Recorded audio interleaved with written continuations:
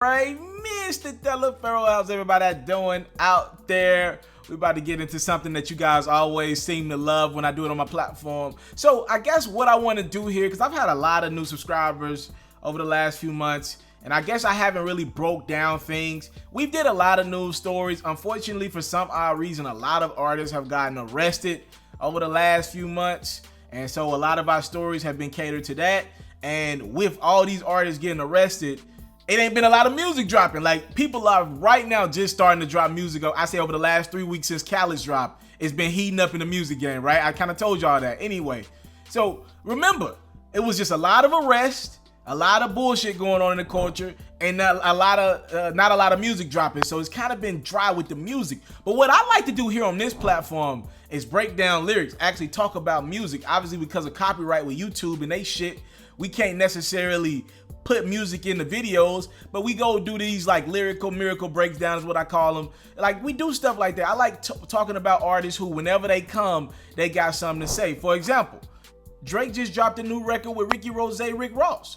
We don't hear a lot from the biggest boss nowadays, right? First and foremost, he's been through a lot in the last count of the year. A death scare, a legit one. He lost one of his closest homies. His road dog, his ace boom, died. Right? Like, he's had a lot go on the last calendar year. We heard him on the Meek joint when Meek album came, but not a lot from Rick Ross. So anytime I listen to some new Ricky Rose on that Money in the Grave record with Drake, I'm ready for that. And then I want to hear what Drake got to say. Like, these caliber artists, they're not only in the positions, and they're not only the artists that we talk about because they're popular and they're celebrities. No, when they usually come, there's something in the lyrics that drives conversation for my platform and platforms anywhere else if they're smart. So what we're about to do right now, real quick, we're not gonna focus on the Money in the Grave record because I think it's a good record. It's not Dice Pineapple's one of my favorite, but it's a really good record. So salute to Ross and Drake. Y'all tell me what y'all think about that record.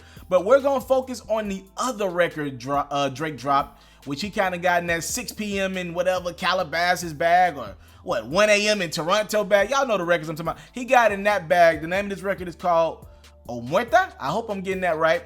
So right now it's time for your favorite game with yours truly, Mr. TALIAFERRO. It's called Lyrical Miracle Breakdown. Let's get it. I gotta get a drop and an audio track for this game, man. All right, so what we're gonna do is put some lyrics on the screen, and I'm gonna read them back, and then we'll go from there. It's a very interesting conversation we're about to have on the platform here. Drake said this on O Muerto. He said, ethics and values, mob traditions, old-fashioned. Monopoly action. Bronny buying up Brentwood like he's stealing Akron. A lot of pain, a lot of passion, a lot of relaxing while other niggas is overreacting. That's how we continue down the path of Jordan and Jackson. That's some insight for y'all, even though no one's asking. Like last year, niggas really feel like they rolled on me. Last year, niggas got hot because they told on me. I'm about to call the bluff on anybody that folded on me. I'm buying the building of every door that closed on me. I don't think we need to go any further. A lot of this record is Drake talking about no longer being sympathetic and empathetic to chicks anymore. He said he going hard on these Tatianas. There's some more stuff in this one, but that was, to me, the biggest bars when Drake brings up himself and LeBron James and compares them to Michael Jordan and Michael Jackson. Obviously, two of the late 80s, 90s for sure, greats, if not the greatest to ever do it. Michael Jordan, Michael Jackson in their respective fields. So Drake is kind of hinting at that he believes him and LeBron are those guys for those generations. Clearly, Drake is the biggest artist. I would say, Beyonce is probably a bigger act, but Drake is just much more relevant than Beyonce is time and time again. I just gotta be honest, like, Beyonce comes every 2-3 years. She ain't really open to the media and all that stuff. Drake's just a bigger star right now. Like, he's just a more coveted star, right? Obviously, Beyonce probably has a bigger base audience, but Drake's just I don't even know about that anymore. That's another conversation within itself. Damn. Anywho, point I'm trying to make is Drake is the biggest male star for sure of this era. Like a Michael Jackson. I never even thought to compare Drake and Mike. Like, I don't ever want to compare Drake and Michael Jackson. I don't know. I just never thought to do it. And then we got LeBron, who, to me, clear as day, is the biggest athlete of this generation. I'm a Kobe guy, but I got to give it up to Bron, what he's been able to do, not just on the court, because Drake's not even just speaking about on the court, off the court, like the game that LeBron gave some of these other athletes and how much he's impacted the game from a financial standpoint. A lot of dudes who don't play a minute making money right now. You know what I mean? So Drake's like, yeah, we on some Monopoly action shit. LeBron lives in Brentwood nowadays as he plays for the Lakers, but it's like he's still in Akron the way he's still buying up stuff as if he's still that poor kid, like that hunger, right? I think that's what Drake meant there. He's like, yo, he's still buying shit like he ain't that nigga, or in trying to aggressively buy shit like he ain't that guy right now, like he on the come up. Drake said a lot of pain and a lot of passion, a lot of relaxing while other niggas is overreacting. I thought that was the biggest bar. A lot of relaxing while other niggas is overreacting. Yeah, a lot of niggas are definitely trying to figure out this Drake and LeBron James formula while other niggas are just chilling. Like let's talk about the overreacting, right? Let's start with LeBron. Kevin Durant is about to leave the Golden State Warriors in 2 weeks, ladies and gentlemen. Yes, as I make this video, ladies and gentlemen, because y'all know I get in my sports bag, it is June 15th, 2019. Kevin Durant met with Kyrie Irving 2 nights ago, June 13th. He's still planning on leaving the Golden State Warriors, even with a torn Achilles that he tore less than a week ago. He's still getting the hell out of Golden State. What more does Kevin Durant need in Golden State? He's got great shooters. Draymond Green does the dirty work. They can always replace the big men with other young big men like a Kevin Looney. As decent as Looney is defensively, and you know, he works hard, they can go get another one of him. You got a championship pedigree head coach. Seems like the ownership and GM know what the hell they doing. It's California. They about to move into a new arena. You winning championships. If you would have been on the court, y'all probably would have won 3 straight. I think most people believe that. What more does he need to be happy?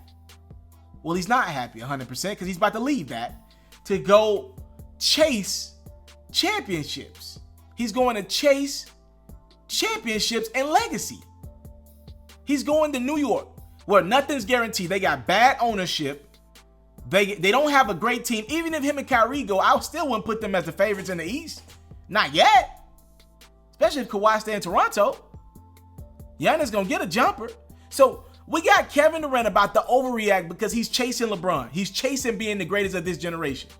He's chasing it. He's acknowledged, I'm chasing it, right? I think that's the overreaction that Drake's talking about. Now let's go over to the music side and let's do the underreaction. A lot of us believe Kendrick Lamar is the best rapper in the game right now. I believe that, and here's why. I think him and Drake, they do different things 100%. They're in different lanes in music. Kendrick's Lamar music at this point in his career is more socially conscious focused. But let's call a spade a spade. Drake is putting out records that everyone knows. I just went to a Kendrick Lamar concert over the weekend. He was headlining the festival. His name was the headliner of the festival. But let me be 100% honest with you. The promoter who booked this show, or the radio station that booked this show, did not have Kendrick Lamar closing the show. You want to know why? Because Kendrick Lamar's music does not translate over every audience in America. This is a real fact. I'm not trying to, I love Kendrick, but his music doesn't translate off like Drake music does. Drake music can go from the 8-year-old kid in America to the 60-year-old man in America. You can see all of it at his show. I've seen it, my damn self. So I think Kendrick Lamar is the underreaction.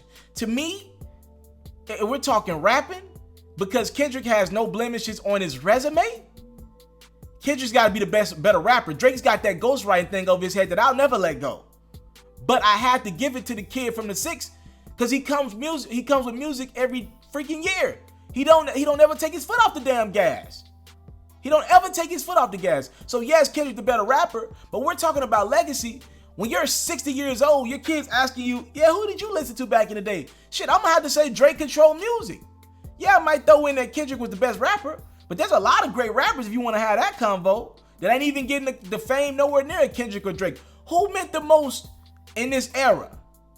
Drake by far he's controlled the last decade. It ain't even close. It ain't even close. So yes, Kendrick might have made the better bodies of work, but Drake music meant more every damn summer. Like, this is supposed to be Drake's off year. And if we're listening to anything in the music, it's telling us he about to cook up again. He said like he said he got another big pack on the way. That don't sound like a nigga who finna take the rest of the year off. He never takes one off. So we're looking at the overreaction from Kevin Durant and the relaxing that Drake talked about from Kendrick Lamar. That's how I'm taking it. Something like that. He went on to even bring up the Pusha T situation. He said last year niggas really felt like they rolled on me.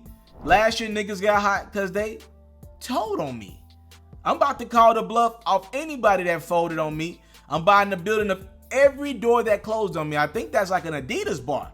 You know, reportedly after Pusha T put it out in the atmosphere that Drake had a kid that he had not spoke about in the media. Reportedly after that ruined Drake's rollout with his Adidas line. He was about to leave Nike and go to Adidas. The name of the line was going to be Adidon, hence his son's name, Adonis or something like that. But when Pusha T revealed in that diss track that Drake had a kid, that we'll never forget, by the way, that kind of ruined the rollout of Drake's Adidas line, and he reportedly ended up parting ways with Adidas before the deal even kicked in, and he moved on, or he went back to Nike rather. I'm thinking that's an Adidas bar, but this is interesting. This is all up for interpretation. This is just my interpretation of what the music meant.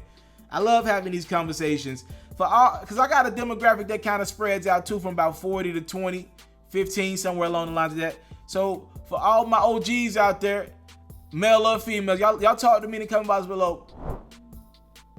Is Drake and LeBron more impactful from what y'all see? Because y'all saw all of it, right? Y'all were about 20 in the 90s or whatever. Is Drake and LeBron more impactful than what Mike and Jordan were? I say no, but I'm also a 90s baby. But even I say no. I don't believe Drake and LeBron are more impactful. Number one, I think we put Jordan and Jackson on that pedestal of GOATs. Like, LeBron has admitted he's chasing Mike. And I think the best thing that LeBron and Drake can do at this point in time, because they both got blemishes on their records to me. Like LeBron, he lost too many damn times in the big game. People will never call him the GOAT. And Jordan never lost in the big game, right? And in regards to Drake, ghostwriting. You can't go further with that because that ghostwriting thing's never leaving. I came from nothing, but I want everything God has for me. I interview celebrities. I talk sports. I still represent the culture. I got the kids. They are now tuned in. Yo, we locked in right now, Mr. TALIAFERRO. Mr. TALIAFERRO. Shout out to Mr. TALIAFERRO. You're watching Mr. TALIAFERRO TV. Mr. TALIAFERRO TV. Here with the triple B's, you can't do nothing but win.